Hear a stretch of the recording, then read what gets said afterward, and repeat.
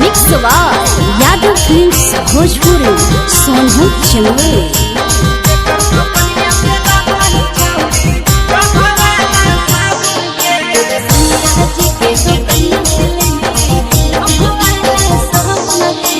केकर बगीचा आमगे छौड़ी केकर बगीचा जामुन गे केकर बगीचा आमगे छौड़ी केकर बगीचा जामुन गे अगे केकर दो कनिया से लाबही छौड़ी डभा वाला साबुन गे अगे केकर दो कनिया से लाबही छौड़ी डभा वाला साबुन गे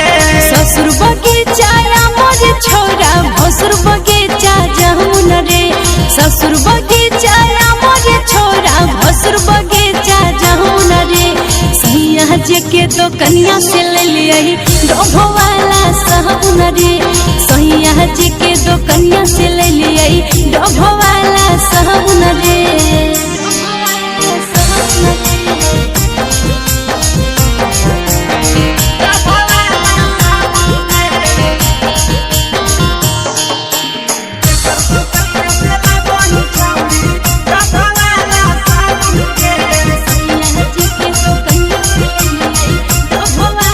अगे के करती हला से हटाई तरा महरी गम कहबही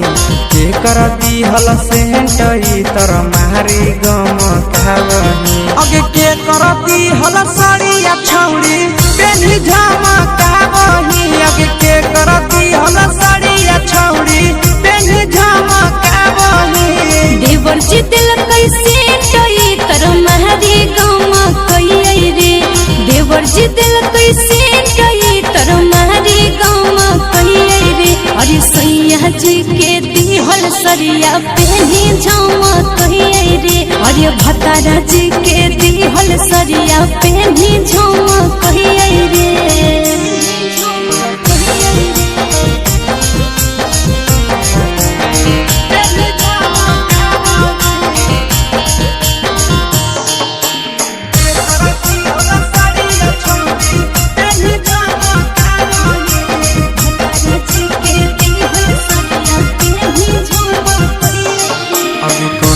छौड़ी शादी कोइले के हको भतार गे कहिया छौड़ी शादी कोइले के हको भतार गे अगे के तोहरा हकोगे छौड़ी नहीं हरा के यार गे अगे के तोहरा हकोगे छौड़ी नहीं हरा के यार गे अगला महीना शादी होले नंदन हक भतार रे अगला महीना शादी होले बिहकेस हक भतार रे नई हजे में सुने या सवा कुंदन हले यार रे नई हजे में